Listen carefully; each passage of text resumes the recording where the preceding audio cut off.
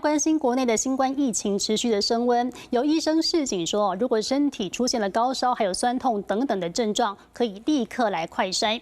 而疾管署在20号公布，上周新增了93例的本土病例，有4例死亡，而且就诊呢超过了1.9万人次。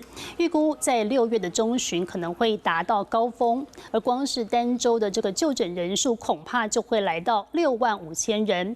因此要特别提醒观众朋友，如果有发烧、全身酸痛、咳嗽等等症状，可以自行快筛。平时也要戴好口罩、勤洗手来预防。你好，我是宋彦明。想掌握最及时的新闻资讯吗？赶紧订阅、按赞、开启小铃铛，锁定华视新闻 YouTube 频道。